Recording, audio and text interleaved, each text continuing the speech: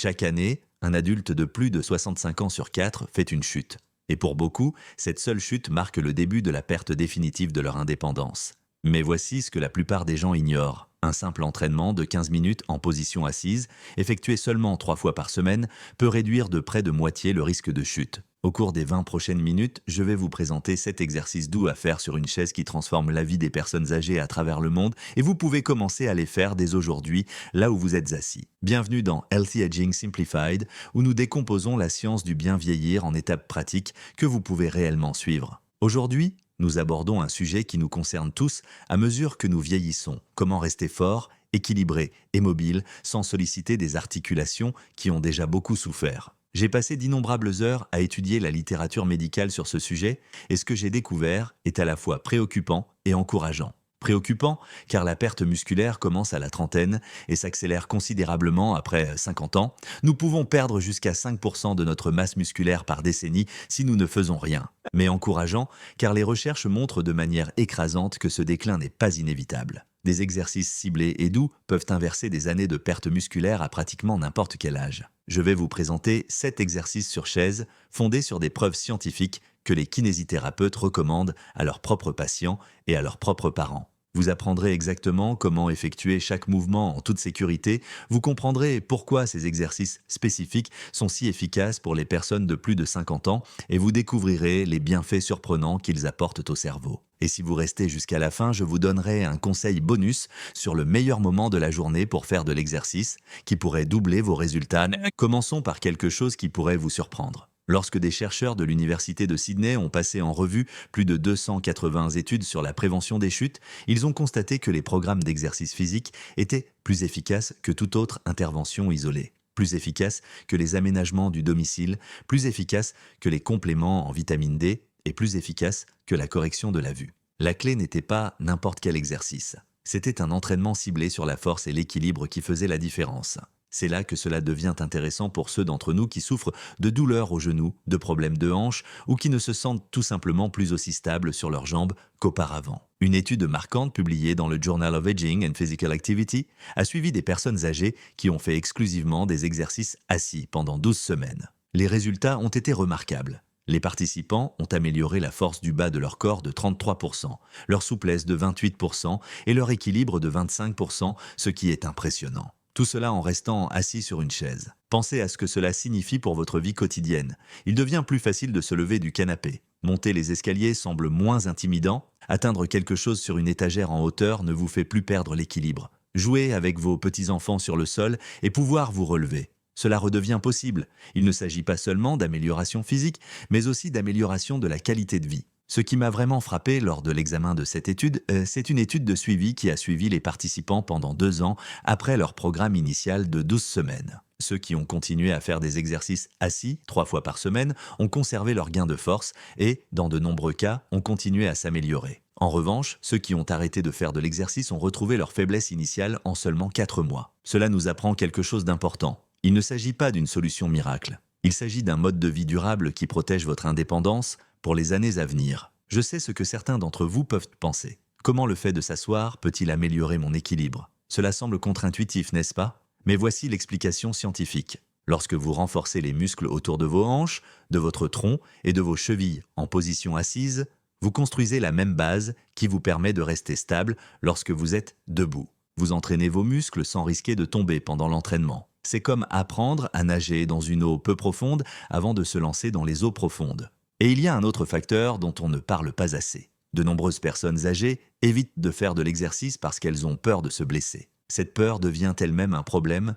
Elle conduit à moins de mouvement, ce qui conduit à plus de faiblesse, ce qui conduit à un risque accru de chute. C'est un cercle vicieux qui piège des millions de personnes âgées dans un déclin de leur santé, alors qu'une simple intervention pourrait tout changer. Les exercices sur chaise brisent complètement ce cercle vicieux. Ils vous offrent un moyen sûr de retrouver à la fois force et confiance. Vous travaillez contre la résistance, le poids de vos propres membres, sans risque de perdre l'équilibre et de tomber. Pour les personnes qui se remettent d'une opération, qui souffrent d'arthrite ou qui se sentent simplement instables, cette approche élimine le principal obstacle qui les empêche de bouger. Les kinésithérapeutes le savent depuis des décennies. C'est pourquoi les programmes d'exercice assis sont la pierre angulaire des centres de rééducation dans le monde entier. Maintenant que vous comprenez pourquoi cette approche fonctionne, laissez-moi vous présenter les mouvements spécifiques qui donnent les meilleurs résultats. J'ai sélectionné ces 7 exercices en me basant sur les résultats de la recherche et sur ce que les physiothérapeutes recommandent systématiquement à leurs patients. Chacun d'entre eux cible des groupes musculaires essentiels qui ont tendance à s'affaiblir avec l'âge. Le premier exercice est la marche assise. Celui-ci semble presque trop simple, mais ne vous y trompez pas. Asseyez-vous vers l'avant de votre chaise, les pieds à plat sur le sol, écartés de la largeur des hanches. Gardez le dos droit plutôt que de vous appuyer contre le dossier de la chaise. Maintenant, levez un genou vers votre poitrine, maintenez-le pendant une seconde, puis redescendez-le en contrôlant le mouvement. Ne laissez pas simplement votre jambe retomber. Alternez les jambes comme si vous marchiez sur place. Commencez par 10 marches de chaque côté, puis passez à 20 à mesure que vous gagnez en force. Ce mouvement renforce vos fléchisseurs de hanches, les muscles qui vous aident à lever les jambes lorsque vous marchez, montez des escaliers ou enjambez des obstacles. La faiblesse des fléchisseurs de la hanche est l'une des causes cachées de la démarche traînante qui entraîne des trébuchements et des chutes. Vous connaissez cette sensation lorsque vous accrochez votre orteil à un tapis ou à un seuil. Des fléchisseurs de la hanche forts vous aident à lever suffisamment les pieds pour franchir ces obstacles. Le deuxième exercice consiste à étendre la jambe en position assise. Assis dans une bonne posture, tendez une jambe devant vous jusqu'à ce qu'elle soit parallèle au sol. Pointez légèrement vos orteils vers le plafond pour vraiment solliciter le muscle. Maintenez la position pendant 2 à 3 secondes en sentant vos muscles de la cuisse se contracter et travailler, puis redescendez lentement. Le mot-clé ici est lentement. Prendre 3 secondes pour redescendre votre jambe fait travailler le muscle encore plus que la partie où vous le soulevez. Essayez de faire 8 à 12 répétitions avec chaque jambe avant de changer de côté. Vos quadriceps, ces gros muscles à l'avant de vos cuisses, sont essentiels pour se lever d'une chaise, monter des pentes et maintenir la stabilité des genoux tout au long de vos activités quotidiennes. Des recherches montrent que la faiblesse des quadriceps est l'un des principaux facteurs prédictifs des problèmes de mobilité chez les personnes âgées et qu'elle est également liée à des douleurs aux genoux. Car des quadriceps faibles ne peuvent pas soutenir correctement l'articulation, c'est là que les choses deviennent vraiment intéressantes. Et cela rejoint quelque chose que je vais révéler dans l'exercice 5 et que la plupart des gens comprennent complètement de travers. Le troisième exercice consiste à lever les talons et les orteils. Gardez les pieds à plat sur le sol et levez uniquement les talons en vous mettant sur la pointe des pieds aussi haut que possible sans ressentir de gêne. Maintenez cette position pendant un instant, puis abaissez vos talons et levez vos orteils à la place en gardant vos talons fermement au sol. Vous devriez sentir cette tension à l'avant de vos tibias. Alternez entre ces deux positions 15 à 20 fois. Si vous souhaitez augmenter la difficulté, essayez de maintenir chaque position pendant 2 à 3 secondes au lieu d'un instant. Cet exercice renforce vos mollets et les muscles le long de vos tibias, qui sont tous deux essentiels pour maintenir l'équilibre et éviter les trébuchements vers l'avant qui entraînent souvent des blessures graves. Vos muscles du mollet agissent comme des ressorts lorsque vous marchez, et vos muscles du tibia contrôlent la façon dont votre pied se pose à chaque pas. Le quatrième exercice consiste à lever la jambe sur le côté en position assise. Asseyez-vous bien droit sur votre chaise et levez une jambe sur le côté en gardant le genou tourné vers l'avant. Vous n'avez pas besoin de la lever très haut.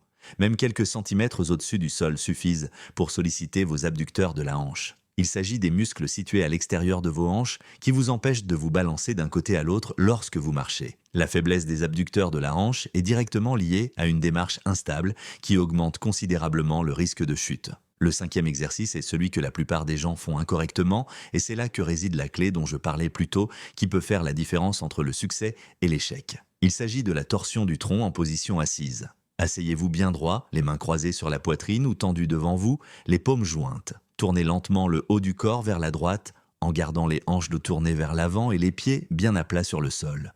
Sentez l'étirement dans votre abdomen. Maintenez la position pendant une respiration complète, puis pivotez vers la gauche de la même manière contrôlée. L'erreur que la plupart des gens commettent est de pivoter trop rapidement, en utilisant leur élan plutôt que le contrôle musculaire. Ils balancent leur corps d'un côté à l'autre, comme s'ils essayaient de terminer le plus vite possible. La magie opère dans le mouvement lent et contrôlé. Lorsque vous pivotez lentement, en prenant 3 à 4 secondes dans chaque direction, vous activez vos obliques et vos stabilisateurs profonds. Les muscles qui agissent comme un corset interne et vous aident à vous rattraper si vous commencez à perdre l'équilibre. En précipitant cet exercice, vous le transformez en étirement. En le ralentissant, vous le transformez en exercice de renforcement musculaire. Le sixième exercice consiste à serrer les épaules. Asseyez-vous, les bras le long du corps et les coudes pliés à 90 degrés. Serrez vos omoplates comme si vous essayiez de tenir un crayon entre elles. Maintenez la position pendant 5 secondes, puis relâchez. Répétez 10 à 15 fois. Cet exercice peut sembler ne concerner que le haut du corps, mais la posture influe davantage sur l'équilibre que la plupart des gens ne le pensent. Les épaules voûtées vers l'avant déplacent votre centre de gravité et vous rendent plus susceptible de basculer vers l'avant. Renforcer les muscles entre vos omoplates vous aide à maintenir une posture droite qui vous assure une bonne stabilité. Le 7e exercice consiste à faire des cercles avec les chevilles en position assise. Tendez légèrement une jambe en soulevant votre pied de quelques centimètres du sol. Faites tourner votre cheville lentement et délibérément, 10 fois dans un sens, puis 10 fois dans l'autre sens. Concentrez-vous vraiment sur des cercles complets plutôt que sur de petits mouvements. Passez ensuite à l'autre jambe et répétez l'exercice. Cela peut sembler être l'exercice le plus facile de la séquence, mais il aborde un aspect extrêmement important. La mobilité des chevilles est souvent négligée dans les programmes de remise en forme, alors que vos chevilles constituent votre première ligne de défense contre les chutes. Elles effectuent constamment des micro-ajustements pour vous maintenir en équilibre lorsque vous êtes debout ou que vous marchez, en réagissant aux surfaces inégales, aux obstacles inattendus et aux changements de poids. Lorsque les chevilles deviennent raides, ce qui arrive naturellement avec l'âge et l'inactivité, votre corps perd ce contrôle précis de l'équilibre. Les cercles de cheville restaurent cette mobilité et maintiennent l'articulation en bonne santé pour les années à venir. Comprendre les exercices est une chose, les pratiquer régulièrement en est une autre. Je vais donc vous donner un cadre pratique pour vous aider à persévérer. Les recherches sont claires sur la fréquence. 3 fois par semaine permet d'obtenir des améliorations significatives. Vous n'avez pas besoin de faire ces exercices tous les jours. En fait, les jours de repos permettent à vos muscles de récupérer et de se renforcer. Considérez cela comme un exercice tous les 2 jours,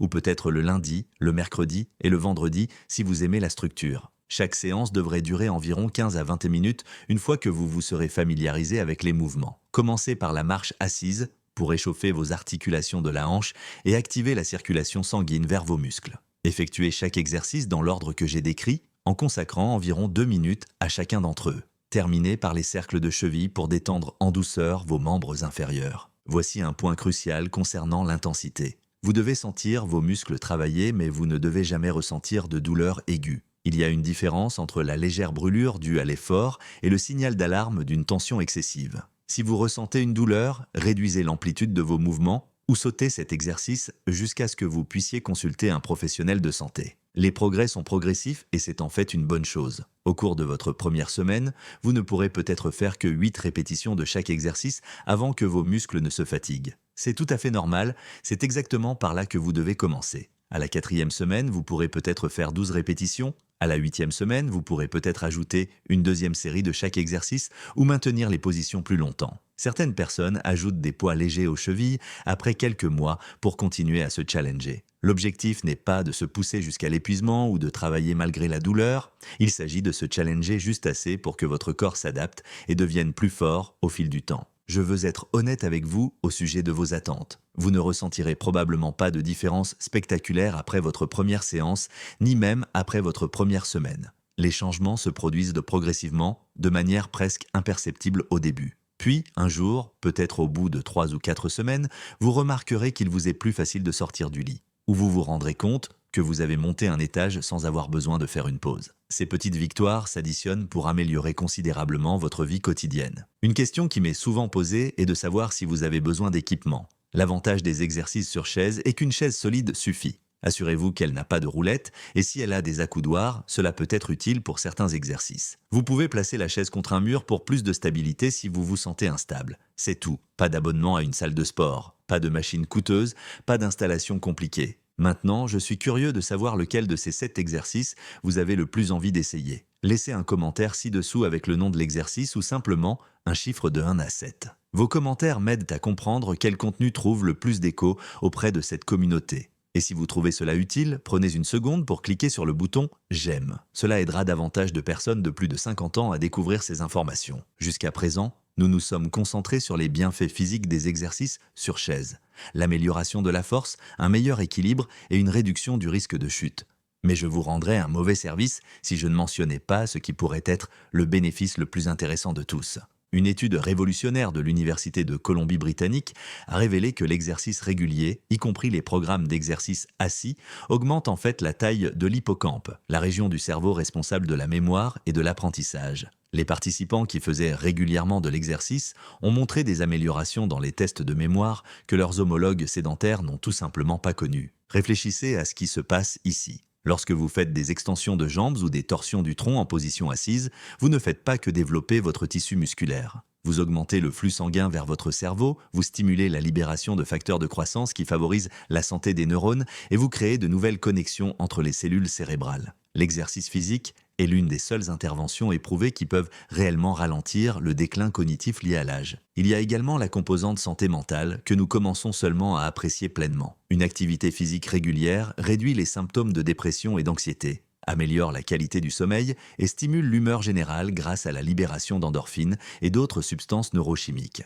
Ces bienfaits sont particulièrement importants pour les personnes âgées qui peuvent être confrontées à l'isolement, au deuil ou aux défis liés au changement de santé. La pandémie de Covid nous a montré à quel point l'inactivité et l'isolement peuvent être dévastateurs pour les personnes âgées et l'exercice physique constitue une contre-mesure puissante. Une séance d'entraînement de 15 minutes sur une chaise ne résoudra pas tout, mais elle crée un effet d'entraînement positif qui touche de nombreux aspects du bien-être. Les personnes qui font régulièrement de l'exercice déclarent mieux dormir, avoir plus d'énergie pendant la journée, avoir un meilleur appétit et mieux contrôler leur santé. Et parlons d'indépendance, car c'est vraiment de cela qu'il s'agit. Lorsque vous pouvez vous lever d'une chaise sans aide, marcher en toute confiance dans votre maison et accomplir vos tâches quotidiennes sans craindre de tomber. C'est ça, la liberté. C'est ça, la dignité. C'est la possibilité de vieillir selon vos propres conditions plutôt que d'être à la merci d'une faiblesse que vous auriez pu éviter. Toutes les personnes âgées à qui j'ai parlé disent la même chose, elles ne veulent pas être un fardeau pour leur famille. Elles veulent conserver leur indépendance aussi longtemps que possible. Les exercices sur chaise sont l'un des outils les plus efficaces dont nous disposons pour réaliser ce souhait. Récapitulons rapidement ce que nous avons vu aujourd'hui. Nous avons commencé par une statistique qui donne à réfléchir, à savoir que les chutes touchent un senior sur 4 chaque année, mais nous sommes immédiatement passés à une réalité plus encourageante, à savoir que des exercices ciblés réduisent considérablement ce risque. Vous avez appris 7 exercices spécifiques sur chaise. La marche assise pour les fléchisseurs de la hanche, les extensions des jambes pour les quadriceps, les relevés de talons et d'orteils pour la stabilité de la cheville, les levées de jambes latérales pour la force de la hanche, les torsions du tronc, pour le contrôle de l'équilibre, les contractions des épaules pour la posture et les cercles de cheville pour la mobilité articulaire. Nous avons discuté de la possibilité de faire ces exercices 3 fois par semaine pendant environ 15 minutes, en progressant progressivement et en écoutant votre corps tout au long de la séance.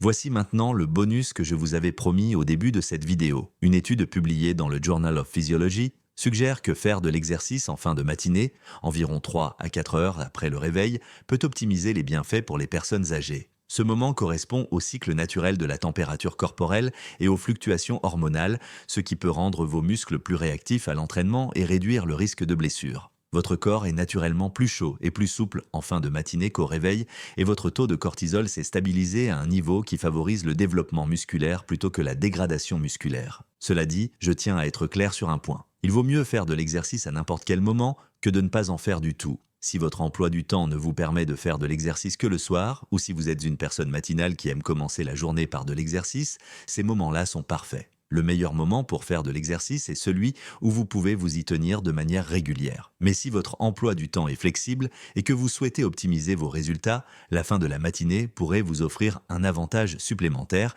qui mérite d'être pris en considération. Je voudrais vous laisser sur une dernière réflexion qui va au-delà de la science et des statistiques. Commencer un nouveau programme d'entraînement demande du courage, surtout si vous avez été sédentaire pendant un certain temps ou si vos précédentes tentatives ont échoué. Soyez patient avec vous-même. Célébrez les petites victoires. La personne qui fait 3 exercices aujourd'hui a déjà une longueur d'avance sur celle qui attend le moment idéal pour commencer. Si vous avez trouvé cela utile et que vous souhaitez continuer à développer votre force en toute sécurité, j'ai créé une autre vidéo spécialement consacrée aux exercices d'équilibre que vous pouvez faire en vous tenant debout près d'un comptoir ou d'un mur pour vous soutenir. C'est la prochaine étape idéale une fois que vous maîtrisez ces mouvements assis et que vous vous sentez prêt à progresser. De nombreux spectateurs m'ont dit que la combinaison d'exercices assis et debout avec soutien, leur avait donné une confiance qu'ils n'avaient pas ressentie depuis des années. Je vais mettre cette vidéo à l'écran dans un instant afin que vous puissiez poursuivre votre parcours. Et si vous n'êtes pas encore abonné à cette chaîne, c'est le moment de le faire. Je publie chaque semaine de nouveaux contenus sur la santé,